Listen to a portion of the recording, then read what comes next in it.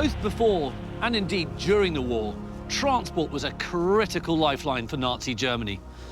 This was something that Adolf Hitler understood all too well, which is why it played such an important part in his plans for the preparation of war. You only have to look at the Nazis' motorway network, the Autobahn, which still survives to this day, to see how serious they were about creating the world's greatest transport system, not just within Nazi Germany, but throughout the whole of Nazi-conquered Europe.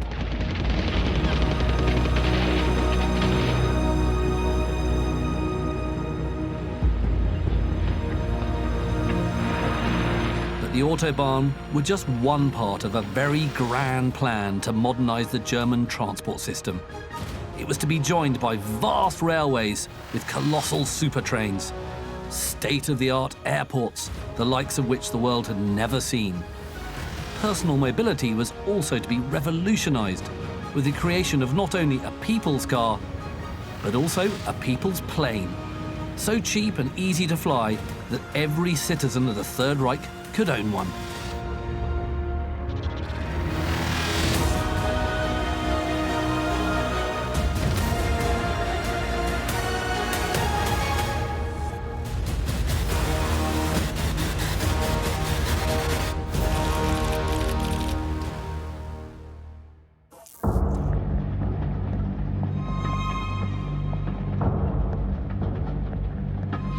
During the Third Reich, the Transport Ministry of Germany expanded to such an extent that the national railway, the Deutsche Reichsbahn, had become the single largest enterprise in the Western world. It accounted for over 70% of all freight and passenger traffic, moving billions of tons of goods, materials, and German citizens across the country. It operated with such effectiveness that it was the envy of governments across Europe. But the Nazis wanted to go further still and create a vast and modern transport network comprised of roads, railways, and airports across a greatly expanded Germany.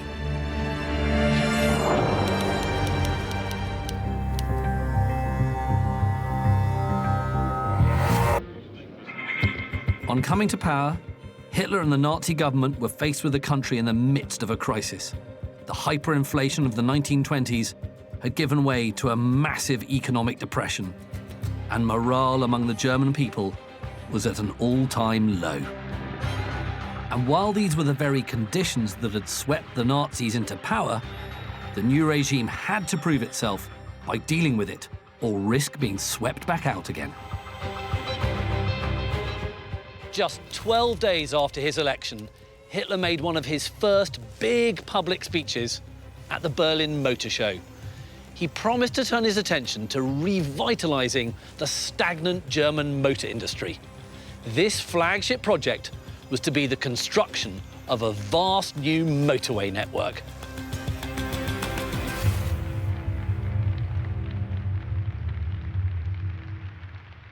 The Nazis' economic schemes mirrored ideas in other democratic Western countries as well. For example, in the United States, Franklin Roosevelt's New Deal, on which he was elected in a landslide, coming to power, in fact, only a few weeks after Hitler himself came to power in 1933.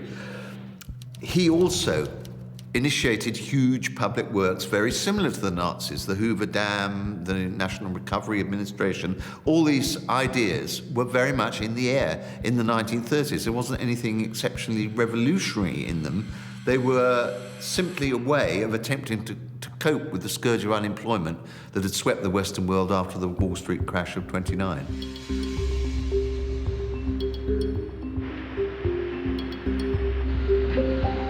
The idea of such a network in Germany was nothing new. It had first been conceived in the 1920s, and by 1932, the mayor of Cologne funded the construction of a motorway between Cologne and Bern. But within days of coming to power, Hitler demoted it to the status of country road. He then set about the promotion of his own motorway project. Initially, when the Autobahns were developed, they were based upon the Italian model, the Autostrada. Hitler was very impressed by Mussolini's achievements. But of course, he wanted it modified in the Germanic way. They were seen as one of the more positive features of the Nazi regime because when Hitler came to power in January 1933, there were still some 6 million Germans unemployed. And a lot of those, not all, but a lot of them, were put into work again in the construction of the Autobahns under Fritz Trupp, sort of a leading engineer at the time and one of the more, should we say, sympathetic of the Nazi leadership.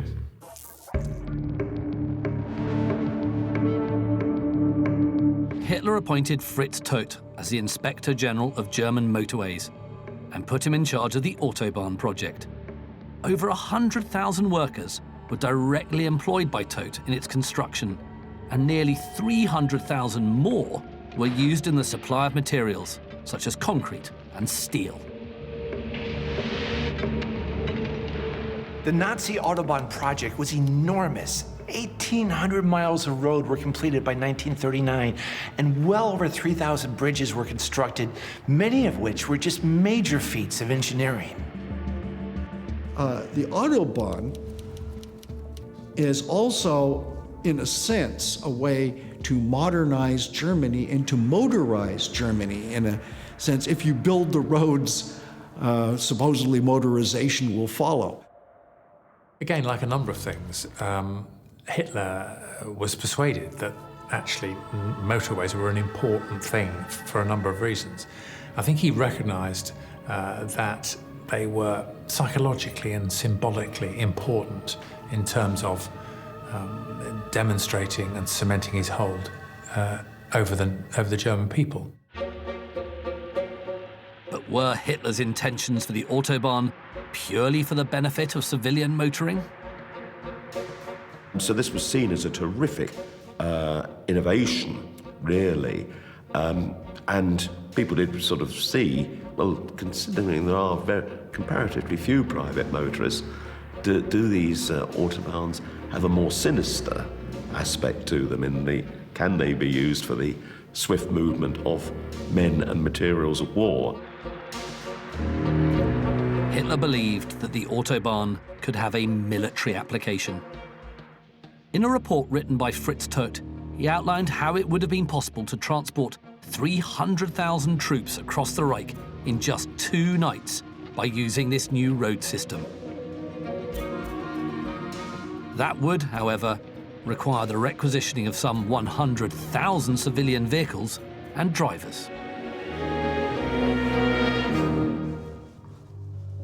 In 1932, private vehicle ownership in Germany stood at a little over 480,000, which as a percentage was far lower than other European countries. Germany may have had the roads, but what it needed was the traffic.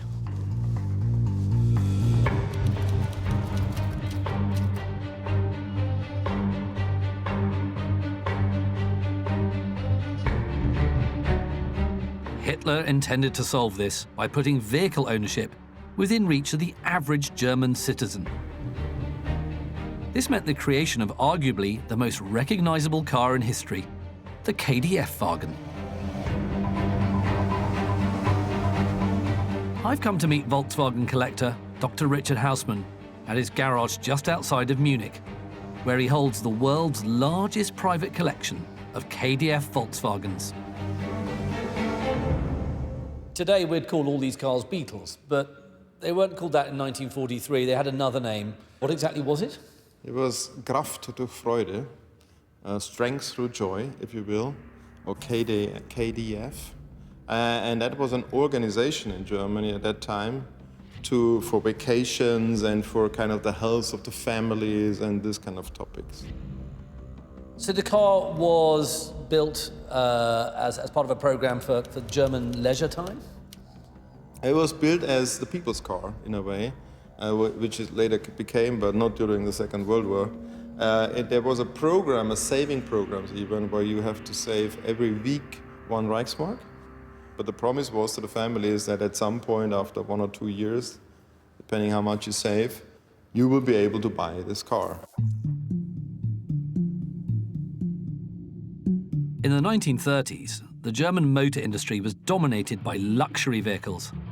But the total cost of the Kdf-Wagen was 990 Reichsmarks, about the same price as a small motorbike. I mean, the story of the people's car, what became the Volkswagen Beetle, is a fascinating one. Hitler wanted the average German to be able to buy an affordable car, so he launched a competition, and Ferdinand Porsche won the competition, and it resulted in the building of a completely new factory at what is now Wolfsburg, with a completely new town, which was known as the Kdf-Wagen town, the strength-through-joy car town, Wolfsburg. That's how it was created in the 1930s.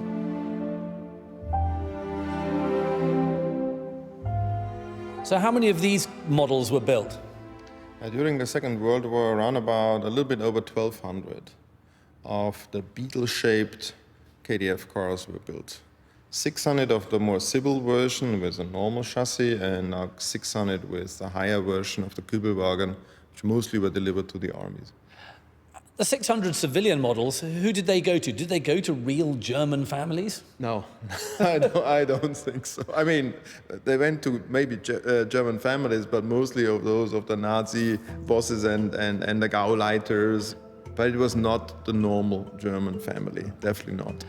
So the idea of this car, it was meant to be for a normal German family as part of the KDF program, and then it ends up being, during the war, quite an elitist vehicle.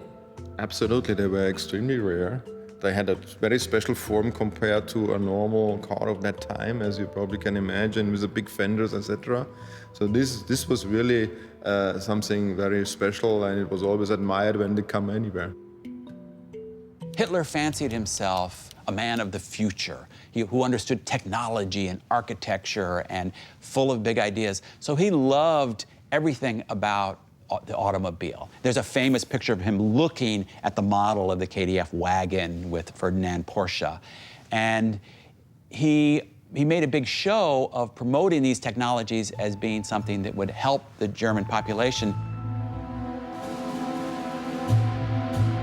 What do you like about the car? Is it simply the shape first? I like the shape. Of course, my first car, as usual in this collector's world, my first car when I was 18 was a Beetle. And I always had some kind of form of Beetle during my time. And then at some point I started to collect them and went back in time and was searching for the older and older and older until I ended up with the KDF cars. What I like is the shape. What I like is the driving. It is a very direct driving, you know, the steering, the gearbox, it's not synchronized, it's a cable brake car, you know, I mean, you feel what you're doing. It's not like a highly electronic supported car of today.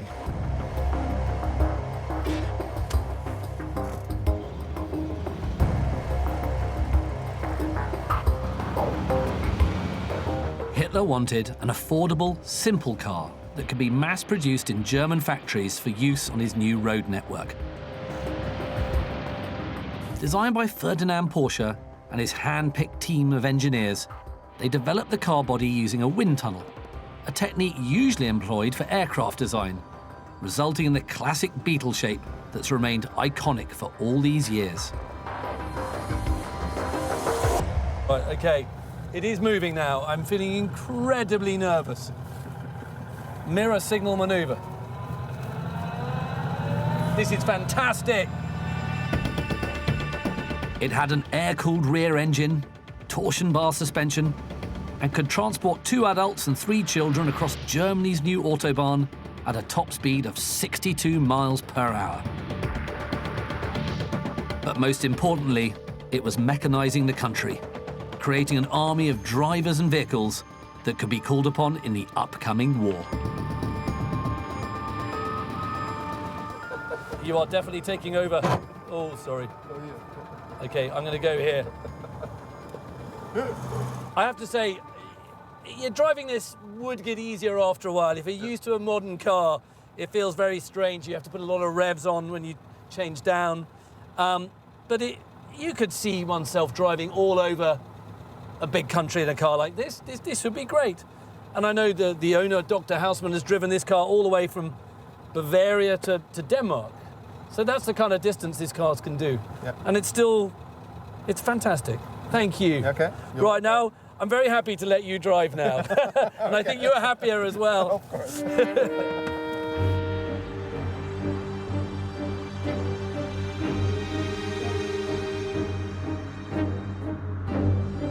Hitler had hoped that in the event of victory, the Kdf-Wagen and the Autobahn would have really opened up the Third Reich to all his citizens. They'd have been able to travel all over this vast territory. They wouldn't have even known where all the old countries had been, because all the border crossings and the boundary posts, they would have all been removed. In fact, the only ones that would have been left would have been those between the Third Reich and the very few territories that Hitler hadn't conquered. And the citizens of the Third Reich would have known when they were going into those, because there suddenly would have been potholes.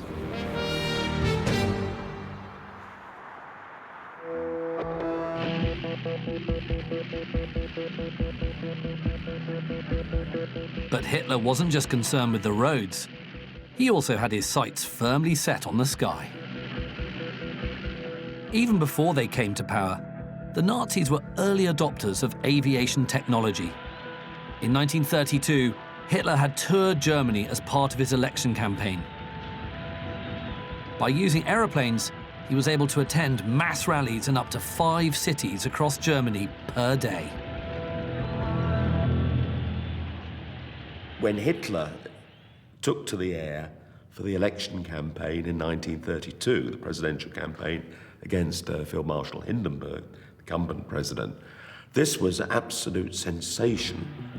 And the Nazis, Hitler capitalized on this. There was even a book called With Hitler Over Germany, produced by his personal photographer, Heinrich Hoffmann. And it enabled him, of course, to speak in so many different places. He wasn't just confined to going by rail or car. He could do about 3 or 4 cities in a day. Hitler, I think, saw flight and the use of aircraft as very modern and very dynamic and very in keeping with the image he wanted to project of the Nazi Party, where it looked like the kind of thing that the dynamic, modern young leader should be involved with.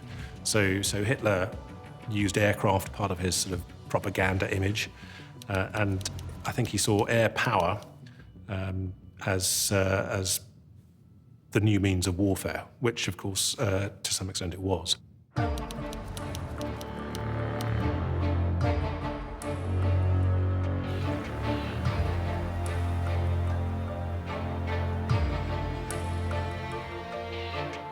Behind me is Berlin Tempelhof Airport.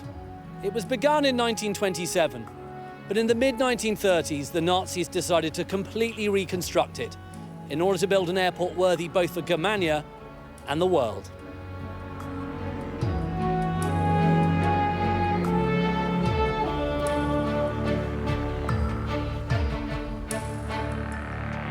Tempelhof was a sensation, I think, when it opened, not long before the war, because it was such a nice, modern, clean design building, and did win a lot of admiration again from the foreign tourists arriving there.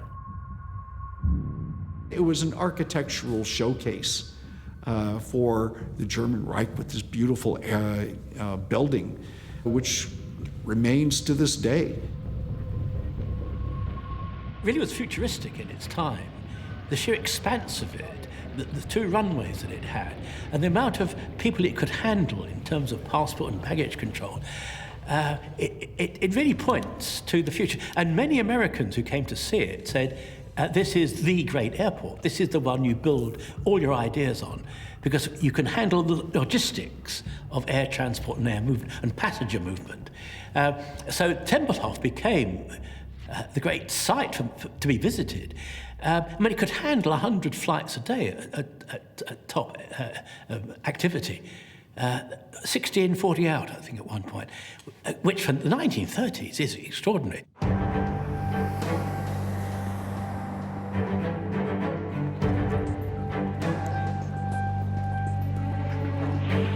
When Hitler became German Chancellor in 1933, he obtained his first private aircraft, the Junkers Ju-50, flown by his trusted personal pilot, Hans Bauer. Such was Hitler's belief that air travel was the future of efficient transport, he wanted to find a way in which all citizens of the Reich could have their own private planes. The Nazis had a plan to make air travel affordable for everyone, but not in the jumbo jet mass transport way that we have today. They thought if they made planes cheaply, then everyone could have their own. The citizen of the Third Reich would jump in their people's car to pop to the corner shop or travel along the Autobahn, but they would hop in the people's plane to travel further afield. The idea for the Volksflugzeug, the people's plane, was nothing new. It had been in development since the 1920s, again taking inspiration from Henry Ford, who had created a similar aircraft, the Ford Flivver. The aim was nothing less than the mass production of a cheap and simply manufactured aircraft that was in the price range of the average German citizen. The idea that, again, as part of our dream, we can look forward to a Germany where people fly from place to place on their own volition because they own their own aeroplane. That's extraordinary. He did ask the various big companies like Dornier and Messerschmitt to design a people's plane. And various efforts were put into this. And there are a whole number, 20 or 30 designs for a single engine plane that could carry, say, 4 people, 2 to 4 people. None of these really got off the drawing board in any significant way. But again, the notion was there. We can do this. The aeroplane is part of the new Germany. While some prototypes were produced, the project was then abandoned as Germany began its preparations for war. The beginning of World War II meant a huge shift in Germany's transport industry. No longer was it focused purely on civilian and industrial transport. It was now to play a vital logistical role in the war effort. Automobile companies such as Daimler-Benz went into the production of aircraft, tank and submarine engines, while also manufacturing parts for German guns. Volkswagen abandoned its people's car project and started to churn out military vehicles, such as the Kubelwagen and the amphibious Schwimmwagen. With the outbreak of war, of course, a lot of civilian production stopped anyway. It was the Army, Navy and the Air Force that needed transportation. I think that, that again, the Nazis featured in their propaganda, you'll get your car when final victory is won. Sections of the newly built Autobahn were closed off to civilians and were now only used by military and official traffic. Some areas were even resurfaced to act as landing strips with planes stored in the tunnels or hidden by the roadside. They were used in wartime for the movement of men and materials. Autobahns in eastern Germany, of course towards the Polish frontier, the invasion of Poland in September 1939, and then of course the movement of men and materials west for the operations against France and the Low Countries in May and June 1940. But the surface of the roads was too thin for tanks and large armoured vehicles, so the heavy lifting would have to be done by rail. The use of the blitzkrieg tactics in Poland, for example, and then in another sense in Western Europe, we think of the dive bombers and we think of the aircraft. In fact, the supplies needed to back this up were essentially rail and road transport. And this is where the developed systems, as it had become by 1939, proved such an asset to the German military. The war created the demand, and the demand was met by the new technologies, the new adaptations, so that both rail and road linked together, of course, in a larger plan, and the idea of expanding Germany, where those railways and rail lines and roads would expand into the occupied areas, that becomes critical. And of course, the defeat of Poland, the defeat of France in 1939 and then in 1940, owed much to the sheer speed with which resources could be got to the front, which took the French, of course, staggered them, the speed at which the Germans could move. And that was down to their getting to key depots, resources by rail or by road at key times.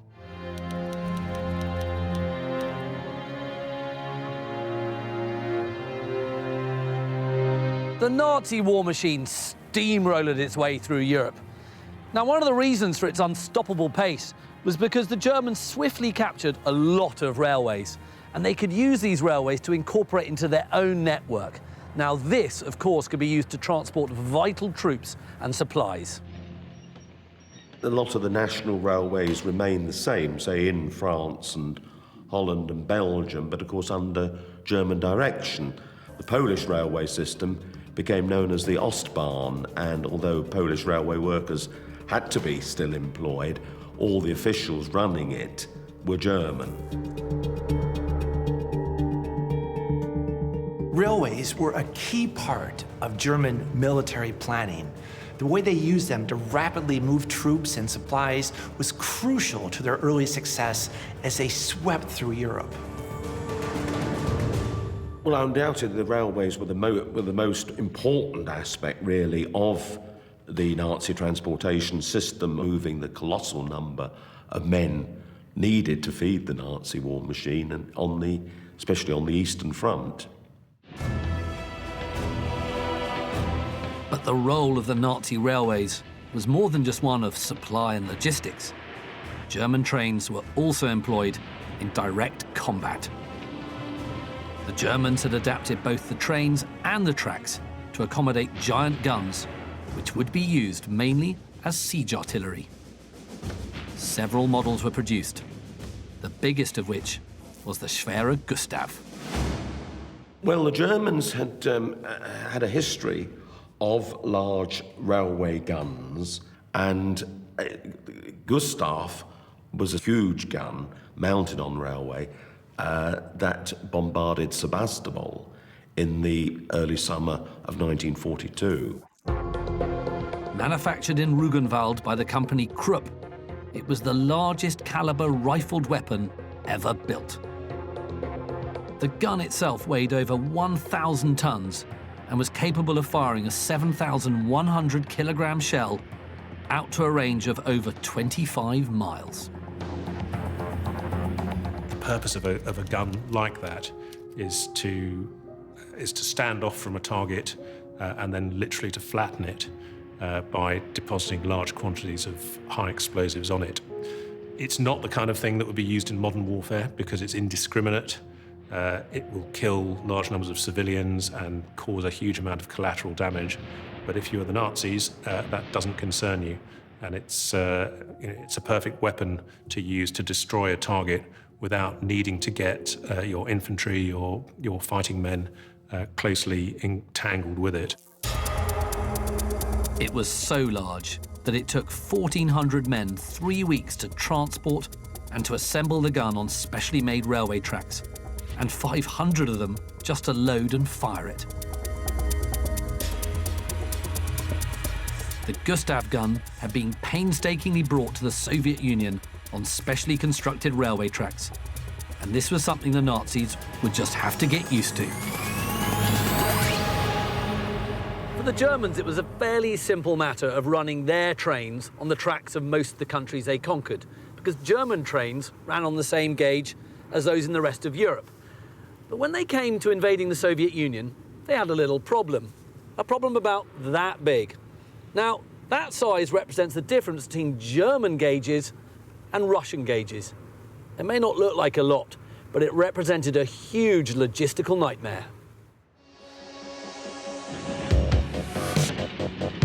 The Russian gauge was roughly 3.5 inches wider than the standard gauge that Germany operated on. It was a small but crucial difference. The gauge question, of course, became critical because to change a gauge from narrow to large is a very considerable engineering prospect. The situation is that if you invade Russia, you have to rip up one part of the track, and then you have to change it to the European gauge, because the Russian gauge was broader, and it's relane track. And the Germans could do a railroad battalion that's specialized in this, could do about 10 kilometers a day. That's about the fastest you can do. The Nazi advance into Russia could only move as quickly as the new track could be laid. This prevented the vast supplies needed by the German troops at the front from being provided in sufficient time. And yet, despite these setbacks, Hitler had already started to plan how the citizens of Nazi Germany would visit this newly conquered land.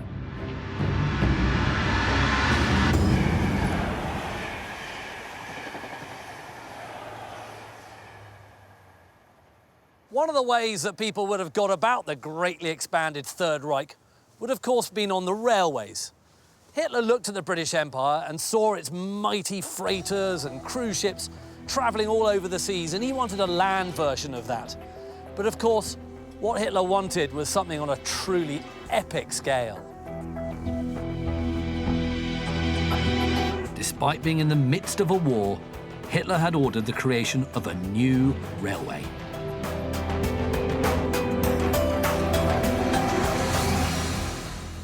What we've got here are some of the original secret blueprints of one of Hitler's pet projects, a project that was so huge and absurd in scale that it might never have been realised. Despite his expert engineers telling him it was impossible, he ordered them to design and to build a railway, the likes of which the world had never seen.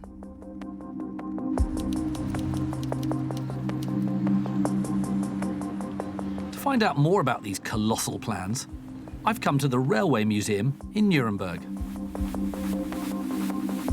Dr. Rainer Mertens is head of exhibitions and collections here at the museum. What were Hitler's plans for this brand new railway system? He planned, among other things, like electrification and building new diesel engines and things like that. He had the idea of a wide gauge railway, which had a gauge of about 3 meters and should go with a speed of 250 kilometers per hour. The gauge of the planned tracks was to be over 3 times the size of the standard gauge that already existed in Germany and throughout most of Europe. But it needed to be big because the trains they intended to run on them were truly gigantic. Just how big are we talking here? You have to imagine a locomotive about 40 meters long. It's twice the size of a normal steam locomotive, or 3 times the size of a modern electric locomotive, 40 meters long, and about 400 tons heavy. Each carriage was designed to be 42 meters long and 6 meters wide, with a height of nearly 20 meters, allowing for both an upper and a lower deck. Each train would also have been capable of carrying 2,000 to 4,000 passengers at a time. Incredibly, they would have also been fitted out with restaurants, a swimming pool, a sauna, and even a 196-seat cinema. At an overall length of 500 meters, it would have all been pulled along by a giant, high-performance locomotive. His dream was that if you have a very large gauge, you can build very large locomotives, very large carriages, even double-deckers, so that you can carry people in troops as well, of course, in huge numbers. It would almost be like, I suppose, little towns on wheels, really. Restaurant, cars, shops, that type of thing. This wide gauge railway was mainly planned for the Eastern European areas which were occupied by the Nazis, and they should give an image of the greatness of the Germans. Just imagine you have a train big like a ship crossing the fields of Eastern Europe. This gives a very majestic impression, and I think this was the idea Hitler had. Designed to impress, it would have taken citizens of the Third Reich from Germany to many of the territories that Hitler was planning to conquer. Paris, Madrid, Istanbul, and Leningrad were just some of the planned destinations for the Nazi supertrain. The idea of a broad gauge, of course, is quite old, and we know that Brunel thought about it, of course, in England, but a broad gauge in itself is not a bad idea, is it? It is. It depends. It's relative, but as I know, the regular gauge of 1435 millimeters is just by chance the right relation between mass and energy. Did this fantastical plan ever exist beyond drawings? This plan didn't exist beyond drawings. Nothing was constructed. Nobody had time or the manpower or the money in the middle of the war to reserve something for this project. Throughout the war, roughly 80 engineers and 100 officials worked continuously on the project. But despite his experts and advisors telling him it was impossible, Hitler ignored their advice, insisting that time and money continue being spent on his dream railway. This letter here is really fascinating. It's dated the 30th of April 1943, and it's marked secret at the very top. And this shows that Hitler, even though the war was going completely badly for him by this stage, was still planning this fantastical project that actually says here was going to be costing him 1.2 million Reichsmarks every year, money he didn't have.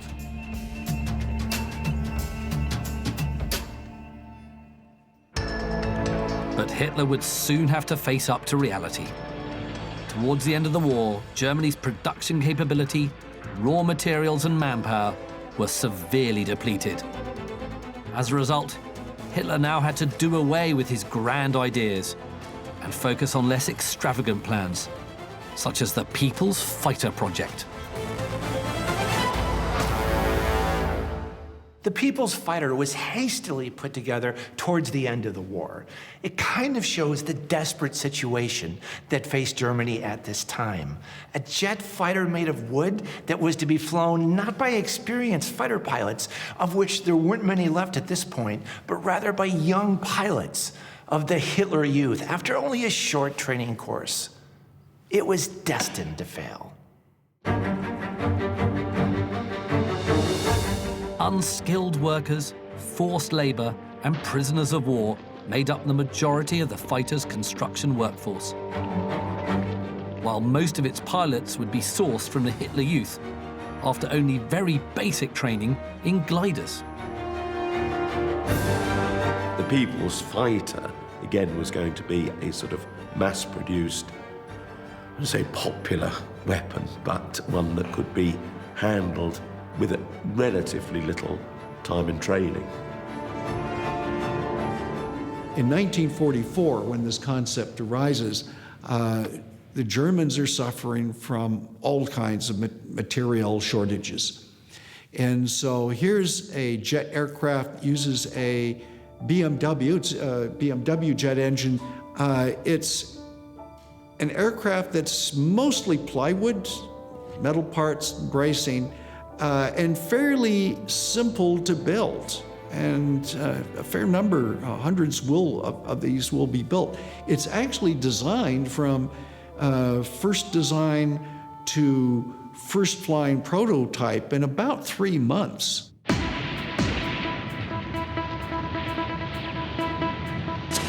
Towards the end of the war, as the Nazis' defeat looked increasingly inevitable, Germany began to destroy key sections of Hitler's Autobahn in the hope of slowing the advancing Allied troops. painstakingly constructed railway tracks that were once the lifeblood of the German military were destroyed by their retreating army, fearful that they would be used against them.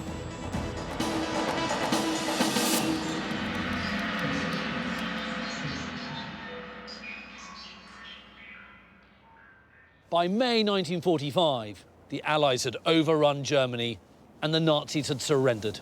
With Hitler now dead, so too were his dreams for an expanded Germany made possible by vast road networks, personal air transport, and colossal railways.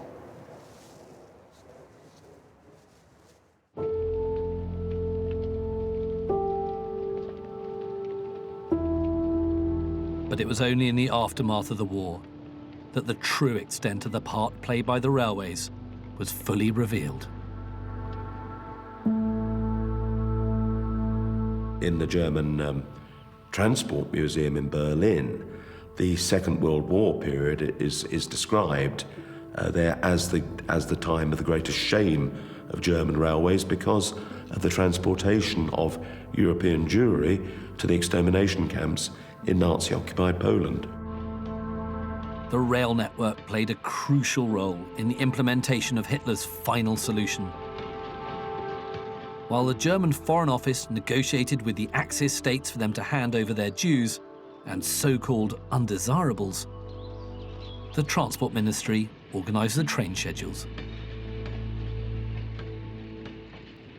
Prisoners were moved around within the context of the Holocaust.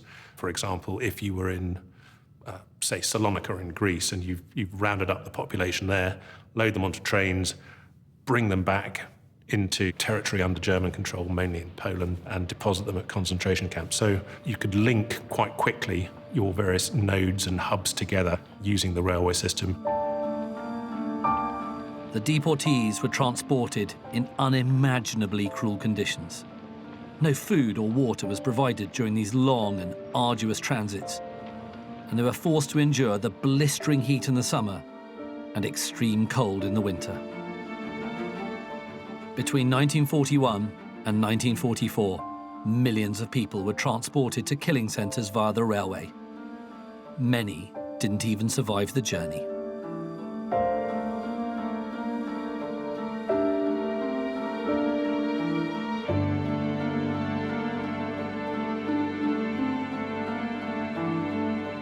Before the war, much of what Adolf Hitler had planned in terms of revolutionising transport seemed nothing more than a political leader looking to enrich the lives and to better the fortunes of his citizens. But in less than a decade, he had taken these ideas and promises and had adapted them to fulfil his true goals of war, genocide, and territorial expansion.